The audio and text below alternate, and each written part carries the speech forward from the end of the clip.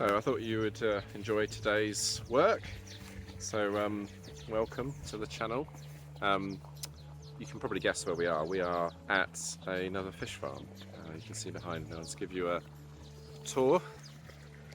You can see behind there's a bunch of ponds, and you can probably hear bring you in a bit closer. You can probably hear the water running in the background. So this is a fish pond. I don't know too much about it. I can see 3 ponds at the moment, and it's another farmer, somebody with some resource behind them, so they're able to do things that subsistence farmers often struggle. So nicely constructed ponds.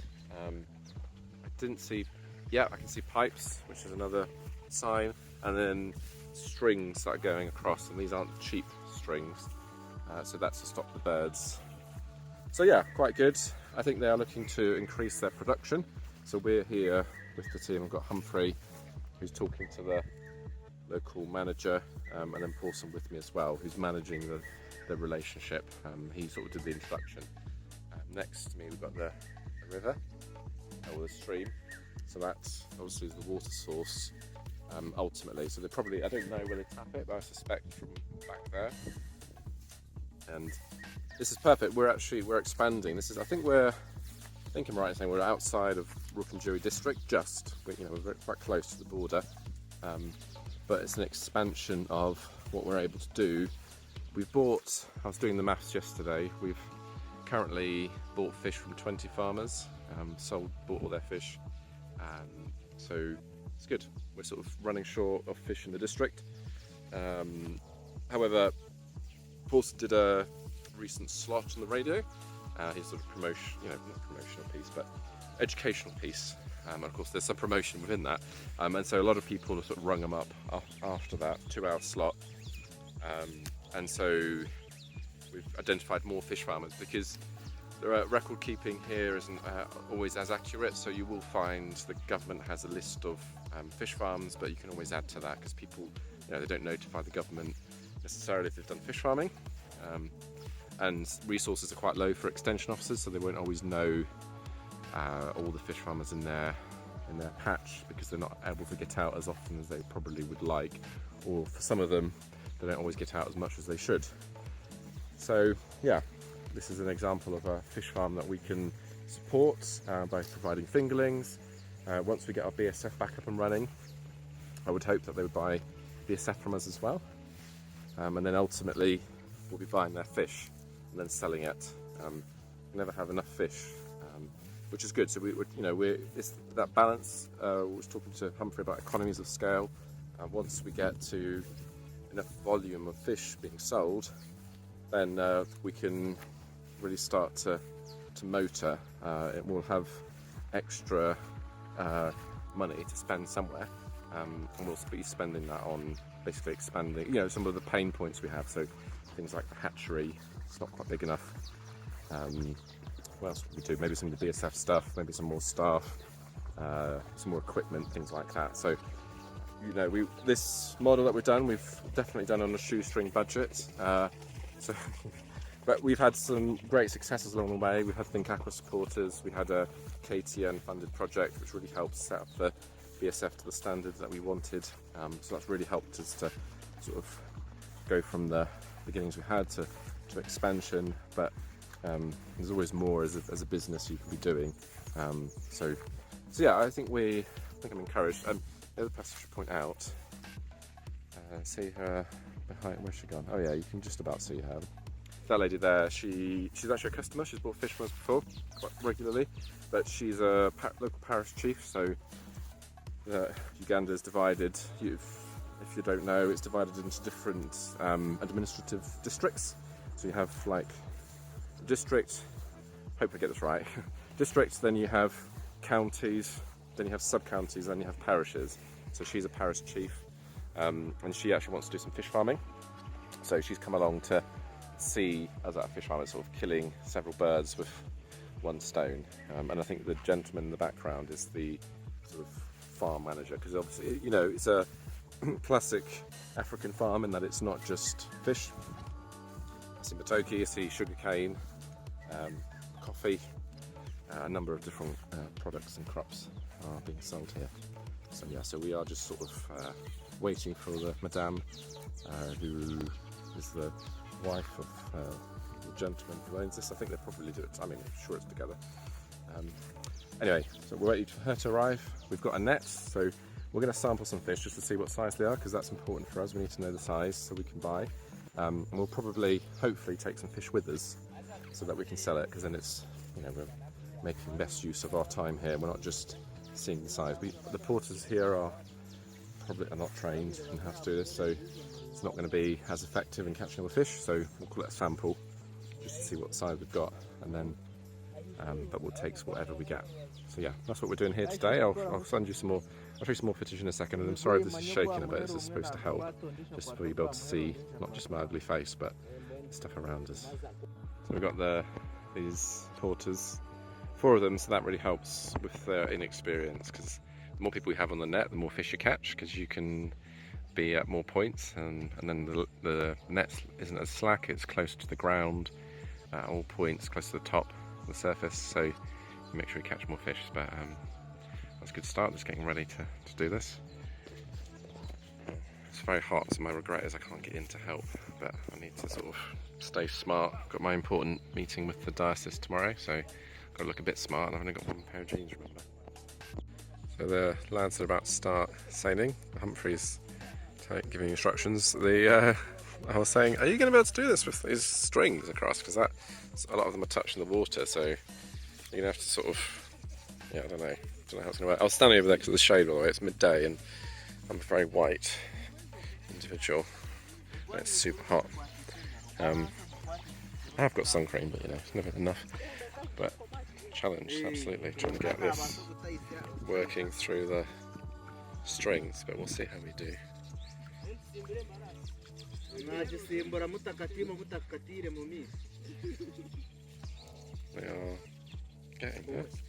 Nice to see our parish chief helping out. Hello. Pauson's gone to get the lady, so that's the task is falling to Humphrey, but he gets it, so quite helpful. Oh yeah, see, this is how we do it. See, teamwork. So Humphrey holds the ropes. Let me get down there and start holding some of the ropes. So they're getting there.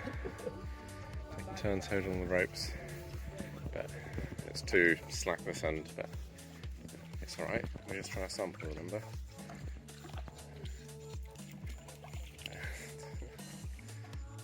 See the colour of the silt coming up.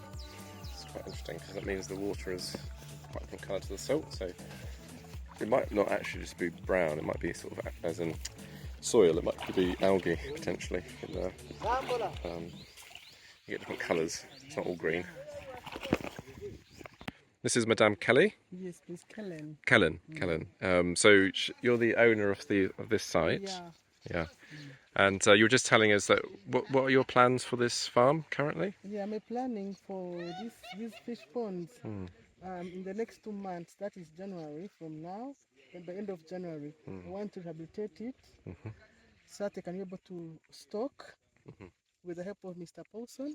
So that I'm able to make it like a business, profitable. Yeah. So that I'm able to stock. After so many months, we sell and business continues, so it can be profitable. Yeah, and you were saying that, you know, so the fingerlings are coming from Rad. Yeah, from Rad, Mr. Pauson. And then the people buying your fish should also be I should be the Rad. one buying the fish, because he knows the quality of the fish he wants. He will supervise every stage up to the market stage. Yeah, it's good. Well, we're very pleased. I'm always very pleased to meet fish farmers who are working with us. Unfortunately, I'm not physically present in Uganda anymore, so Mr. Pauson sends me updates on video, so I always see what happens. But I'm always very encouraged when we see, you know, progress. And I think they've just landed some fish over there. And those are my sons. Ah, your sons. Oh, okay. So it's a family business. It's a family business. Yeah. They had come to take coffee, but now I said some people are coming, be there. That's the coffee over there. Those bushes. They had come to take now. Excellent. Thanks very much, Madame. Welcome. So you see the importance of training and how to seine. It looks fairly straightforward. I mean, obviously it's quite much harder with this netting, but there's a way around that. It just, unfortunately, her sons and staff weren't able to get the fish they needed. So they might go. I think they're going to go again. But if we'd had Kampura in the end, that's a training opportunity, and that's why, you know, we make sure when we're doing farmer to farmer training, which is the most effective, because I think if you're a farmer, it's perhaps easier to take advice from someone who is also farming, because they really understand it, they talk the same language, they get the same pain. Whereas if it's someone that's not a farmer, they may well have a lot of information, but they don't necessarily have the applied, or sometimes there's a bit of a credibility thing, like, who are you to tell me, you're not a farmer? Anyway, point is, farmer to farmer works really well, so all our staff are trained, and Ian Kampura will train these young men how to catch the fish. But we did catch some, actually. Yeah, well done. So what do you estimate the size of these, Humphrey? 120 grams. 120, yeah. Average. Yeah. This is like 135. And all these are 120 approximately. Yeah. So at least we know there are some fish in there. Although we didn't see much jumping or movement, so I don't know. I mean, it's again a challenge. You never quite know the volumes, and if you've got an order prepared for the next day, you've got to sort of be sure of that. So it's partly why we have our own production. We buy more. We bought fish from 20 farmers. We're buying more fish probably now. I need to do the numbers, but than we are producing ourselves. Although we do have large ponds, so maybe we're not quite there yet. But anyway, the point is, eventually we'll be buying way more fish than we could ever produce. Selling more fish than we could ever produce. So we need other farmers like Madame to help us to fit the gap in the market. But when things don't go well, you need to be able to. The market's not very forgiving, so you need that consistency. So we can go to our ponds and get the fish. Plus, it also allows us to be farmers. So then it's the farmer to farmer extension and knowledge sharing that you get. So there they are. About a few fish there. So we're going again. And this is the other pond that you can see. This is the limit. So the water inlets from here, Pauson? Inlets here, and then you can see the pipe down there, and then excess comes this way. Okay, over there. Yeah. But for the excess from this inlet, it goes where? Down the bank. Okay. So if there is excess rain, it goes that way, so you're avoiding flooding. And then over here, you can hear the brook. So I was wrong. The inlet's not from over there. But I mean, it's from here, which, well, it's probably interrupted before it gets down to the stream, river, what we're calling it. And then the banks are a bit higher just to protect from flooding. I was saying to Madame that if it were me, I'd probably raise them slightly. Like this, I think it's higher, but then it gets a bit narrower. But I think she's confident. I mean, it's El Nino year, so we get a lot of very heavy rain, and she says it's been fine this year. So I was saying, but climate change, you can't guarantee that in 10 years it's going to be the same. But it's her farm, and I guess she'll monitor it. She goes. And perhaps, I don't know really. You need that local knowledge to make that assessment, I guess. Anyway, let's hope we get some more fish. I still haven't seen much jumping, so it may mean that there's not that much fish in the pond. Madame, and I apologise, I've forgotten her name. I know you guys will know it. She was telling me actually what they've been doing is just seining in each pond progressively, and so if you've not kept records and your mortalities, you may not have as many fish as you want in here by now. And I would suspect there's not that many, because even with the seining may not be done as well as it could be. You would normally see fish jumping. So yeah, and it's going right down. That bit's gone right down.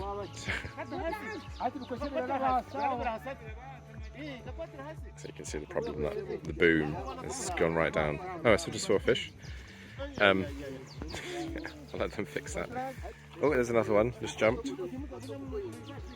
Madame was interesting. She was telling me she comes from. She's spent 5 years in the UK as a care worker. Her husband was a diplomat there in the UK for 5 years. So yeah, quite an interesting background. Obviously, she gets my culture. And interesting to hear what she's been up to. I'm sure she's got plenty of stories. Yeah, so fish farming here. She clearly sees it as a commercial entity, and there is that progress for her. So nothing. Oh dear.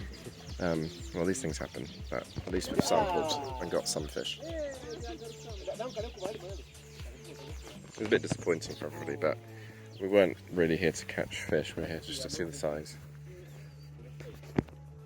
We've caught a couple fish just here.